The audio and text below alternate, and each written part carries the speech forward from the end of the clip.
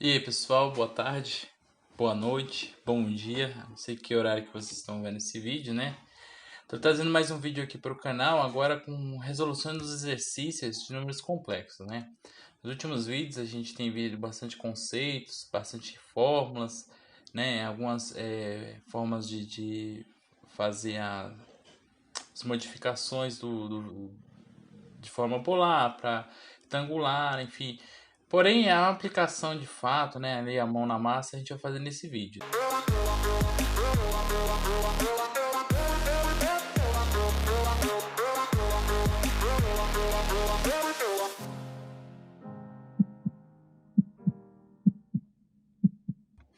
O primeiro exercício que a gente vai ver é o seguinte. Essa forma é a forma retangular, né? 5 mais 2j ou 2i, para quem preferir. E aí a gente tem várias formas de fazer esse tipo de exercício, né? Mas eu vou usar as formas mais tradicionais para a gente poder conseguir fazer isso. Então o exercício ele está pedindo para que a gente pegue esses números complexos que está na forma retangular e eu converta eles para a forma polar. Então, primeiramente o que a gente tem que fazer é achar o vetor, o módulo dele, né? Ou o módulo ou o comprimento do vetor, né? Para isso a gente usa o teorema de Pitágoras, que é 5 ao quadrado mais 2 ao quadrado. Isso dá a raiz quadrada de 29. Se vocês quiserem aproximar, isso dá um pouco mais de 5 ponto alguma coisa. Mas, no caso, a gente pode também utilizar a raiz quadrada de 29, né? E aí, para achar o ângulo, né, o ângulo do fasor, a gente pode usar qualquer uma das formas trigonométricas, seno, cosseno. Geralmente se usa o tangente, porque para usar tanto seno como cosseno precisaria fazer a utilização, por exemplo, do R1. Então você poderia usar tanto o seno como o cosseno, porque o R1 seria a hipotenusa, né, desse triângulo retângulo. Você poderia usar qualquer outra fórmula trigonométrica e chegar nos mesmos 21,8 graus. Nesse caso, a gente, assim, tanto para fazer os números complexos, a gente usa a calculadora científica, né, para fazer esse tipo de cálculo. Porque como é uma aproximação, então para fazer isso na mão ficaria muito mais trabalhoso. Então eu recomendo para todos que utilizem qualquer calculadora científica, é possível chegar nesses resultados, tá? Então o fasor R1 ele ficaria com o módulo R1 igual a raiz quadrada de 29, fase 21,801. Bom? E o processo se repete. Todos os exercícios, quando a gente for fazer a parte de notação, de representação, é a mesma forma. Então, você utiliza a raiz quadrada e o arco tangente, ou para facilitar a questão dos cálculos, né? Nesse caso, você pode observar que deu menos 36. Então, lá no círculo trigonométrico, ao invés de você estar usando a amplitude positiva, a gente estaria a amplitude negativa. Então, isso seria por volta de 330 graus, 340 graus, algo do tipo assim, entendeu? É que na calculadora, como ele faz a operação aritmética, né, e por causa do negativo, ele acaba apresentando para a gente um ângulo negativo, mas é em relação ao círculo trigonométrico, porque anti-horário é positivo e o sentido horário é negativo. E a gente chega no fasor 5, fase menos 36,87. Esse vídeo ele vai ser separado em dois blocos, né? Esse primeiro bloco eu vou fazer alguns exercícios com vocês, explicando aqui para vocês. Na outra parte a gente já vai fazer com GeoGebra nesse mesmo vídeo, tá bom? Então vamos lá. C3 ele é menos 4 J. Ou seja, quando a gente for fazer a representação, isso é uma dica também, em alguns casos a gente nem precisa fazer cálculo, né? Você pode observar que esse número complexo ele só tem parte imaginária. Só que ele é uma parte imaginária que tá, se a gente fosse fazer uma representação, quando a gente for ver isso no GeoGebra, ele estaria no negativo. Como ele é um número complexo, todo número complexo é puro, ele tem um ângulo de 90 graus ou menos 90. Nesse caso é menos 90 porque ele está negativo. Então o nosso fasor seria 40 menos 90 ou 270 graus, né? Para quem preferir. O nosso C4 menos 1 menos j. Aí a gente chega também que a raiz de 2 é o nosso fasor. Então, um triângulo retângulo que tem os lados igual a 1, a sua hipotenusa é igual a raiz quadrada de 2, né? Como ele é negativo, tanto é essa questão. E o módulo, sempre o valor do raio do módulo ele sempre vai ser positivo, porque eu estou extraindo o quadrado, a raiz quadrada do quadrado desses números. Então, mesmo que o fasor seja negativo, o módulo sempre vai ser positivo. Porém, o ângulo que vai dar essa direção para o vídeo, para o nosso fasor, que no caso seria menos 135. Que se, por exemplo, se a gente for pensar, se o menos 35 é que eu tô, não sei, mas é o posicionamento, mas pensa no círculo. Se o círculo eu tô com um ângulo nesse sentido, o outro, o 135 positivo estaria o oposto, né? A gente vai ver isso com calma lá no GeoGebra, mas só para orientarem vocês dentro do círculo trigonométrico ou no plano cartesiano, onde que ficaria mais ou menos esses vetores, né? Menos 7 menos 7j, a mesma coisa, né? Eu vou colocar o 7 e a raiz de 2. Toda vez que eu tiver um triângulo retângulo, onde que os dois lados forem iguais, então, por exemplo, quando for 1, é raiz de 2. Quando for 7, eu vou colocar 7, raiz de 2. Isso facilita bastante quando a gente for pensar em cálculo, né? Para não ter que toda hora também recorrer à calculadora, a gente pode pensar um pouquinho e fazer algum exercício de cabeça, né? E o mesmo ângulo, menos 135, é semelhante ao exercício anterior, né? Aí lá, esse exercício ele tem aqui, né? Menos 4 raiz cúbica, raiz de 3, menos raiz quadrada de menos 16j. Então, se a gente for levar isso tudo ao quadrado, a raiz quadrada vai ser 8. O raio, aliás, o vetor vai ser 8. E o ângulo vai ser menos 150. Então, a gente chega no vetor que é 8, fase menos 150. Então, pessoal, agora como prometido, a gente vai fazer alguns exercícios na representação do GeoGebra. Então, eu recomendo que vocês, né, já para iniciar um pouco aí a questão dos estudos usando o GeoGebra, baixem dentro do site mesmo do GeoGebra a forma geometria, né? Que tem várias aplicações lá, formas complexas, aliás, calculadora, formas 3D, mas para esse curso a gente vai utilizar a forma geométrica, geometria, aliás. Vocês baixem lá, vai ter todas as ferramentas, ele é fácil instalar também, ele é super leve, para a utilização dos seus vídeos. Então, quando vocês instalarem, ele vai cair nessa tela, toda em branco, né?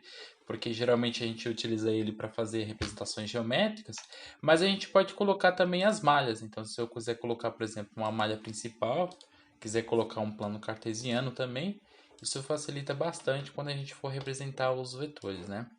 Então, assim, aqui né, ele vai abrir nessa parte. Quando a gente clica na calculadora aqui do lado, a gente pode inserir aqui os vetores que a gente quer. Então, por exemplo, se eu quiser colocar números complexos ou forma complexa, a gente pode colocar um número cartesiano aqui, né? Então, se eu quiser colocar forma cartesiana, que é o vetor que a gente vai representar, então a gente vai simplesmente digitar ele aqui. 5 mais 2i, que seria o nosso primeiro vetor que a gente fez nos cálculos, né? Então ele ficaria numa representação nesse ponto aqui. Então aqui eu posso, por exemplo, fazer uma configuração nele, né? Clico com o botão direito em cima do mouse, eu posso estar configurando esse ponto, né?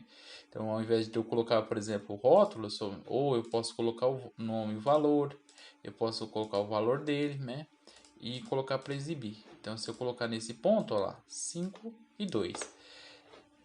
Se eu quiser fazer uma representação de vetor, eu posso fazer utilizando esse ponto. Então eu coloco ele na origem e seto ele aqui.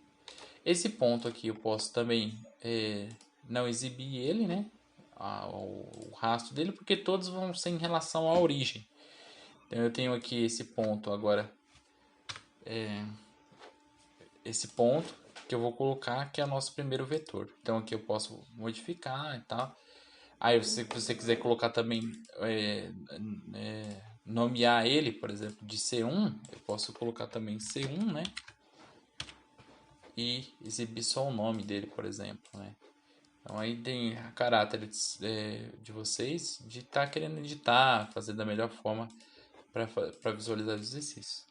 Então, da mesma forma que a gente colocou o C1, a gente vai simplesmente digitar o 2, porque a ideia do exercício era representar todos os vetores em o mesmo plano cartesiano. Então, vamos lá para o segundo exercício que a gente tinha acabado de fazer ele. Então, vamos colocar forma cartesiana. Eu coloco o vetor 4 menos 3i. E ele já vai aparecer para mim aqui na direção certinha. Existem algumas formas também de a gente colocar, né? Se eu quiser, por exemplo, não só colocar ele no C1, eu posso também colocar os ângulos, né? Então, por exemplo, vamos supor que eu quiser colocar um ângulo nesse vetor.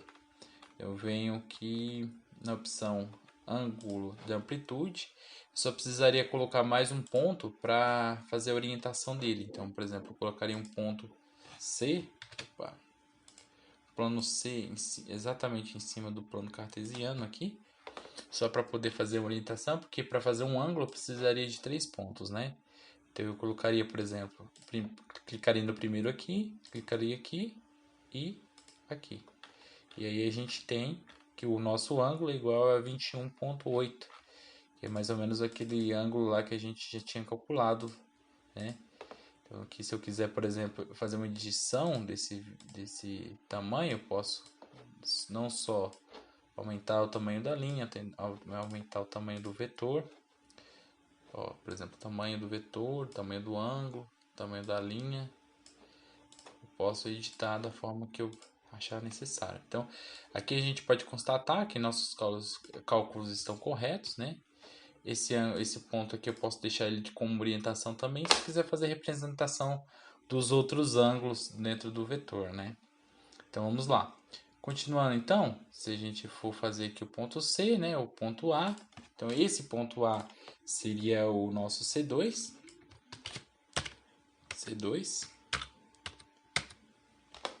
E aí a gente faz exatamente da mesma forma. Então dessa forma a gente consegue fazer todos os nossos vetores. Ó. Tem o C2, aí eu posso fazer o terceiro vetor, né, que é a forma 3. É bem simples mesmo, não tem muito segredo para fazer esses vetores, né? Então, por exemplo, lá que eu tinha falado do 4i, a gente teria que representar 0, né? Porque eu não tenho parte real, ou aliás, menos 4i, que seria o nosso vetor C3. Olha lá, o vetor C3. Eu posso também aqui no próprio vetor, eu posso editar ele também, né? Colocar C3, por exemplo. E editar, ele já vai também editar, não preciso ir lá no ponto e tal. Posso fazer todas essas edições por aqui mesmo. Então eu coloco aqui mais um vetor. E assim sucessivamente. Então vamos lá. Vetor C5. Então eu vou colocar aqui, ó. C5, se eu quiser já colocar o rótulo, né? É igual, coloco aqui, ó, forma cartesiana. C5 é menos 1 menos J, ou menos I, que é esse botão aqui. Aí a gente vai lá, cria mais um vetorzinho, né? Que quando a gente digita dessa forma aqui, forma cartesiana, e coloca C5, ele só cria o ponto, né? Então a gente precisa só clicar o vetor. C6 é igual forma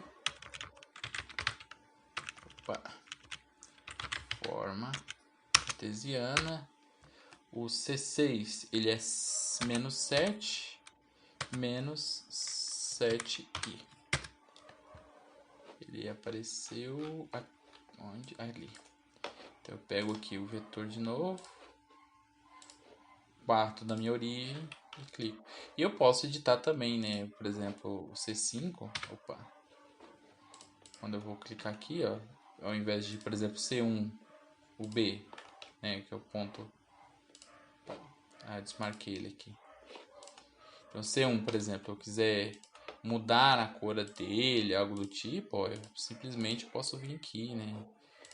Mudar a cor do laço também, eu posso vir aqui, colocar azul e fazer ele bem representativo. Então, por exemplo, esse aqui que os dois se interceptam, então se eu clicar, por exemplo, nesse vetor, clicar aqui vermelho, por exemplo, e esse acima dele, Vou colocar ali preto. Aliás, aqui.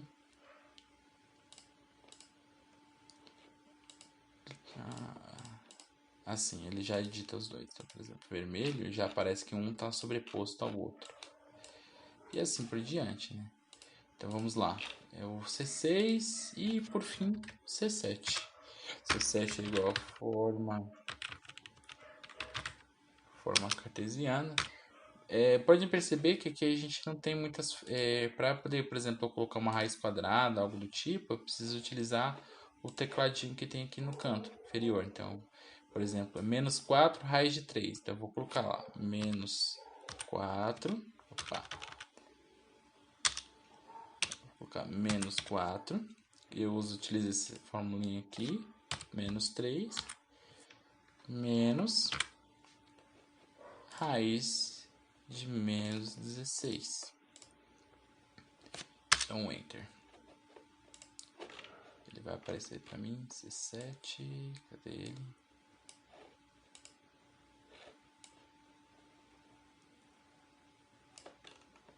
Cadê o C7? Será que eu digitei alguma forma errada?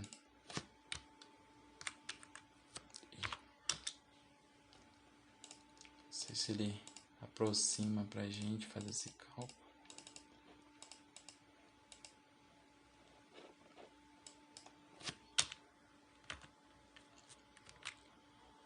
Então vamos colocar aqui a forma aproximada, que é menos raiz de 16 seria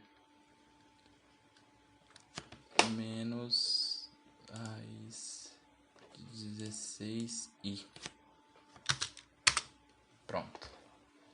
Eu coloco a raiz positiva e o número complexo eu tiro para fora da raiz. E crio mais outro vetorzinho que dá origem aqui ao C7. E aí eu já tenho todos os nossos planos cartesianos. Então, se eu quiser... Opa. Na hora que, para não acontecer eclipse, gente, eu clico aqui em mover, que seria o nosso botão de edição, tá? Então, por exemplo, aqui eu posso omitir esse ponto, tá? Eu posso deixar que não exibir o objeto e deixar só os ângulos. E aí eu consigo ter uma ideia geral de como ficaria todos os meus vetores representados no plano cartesiano. Então, dessa forma, é bem simples, né, para a gente poder fazer. E aqui, se eu quiser imprimir, por exemplo, e utilizar para fazer um plano cartesiano, uma representação dessa na folha, fica muito mais simples do que eu tentar fazer na mão, né? Eu consigo ter noção de escala, né, do tamanho dos vetores e tudo mais. Beleza, pessoal? Até o próximo vídeo. Um grande abraço, bons estudos. Não se esqueçam de se inscrever no canal e compartilhar esse vídeo, beleza? Falou!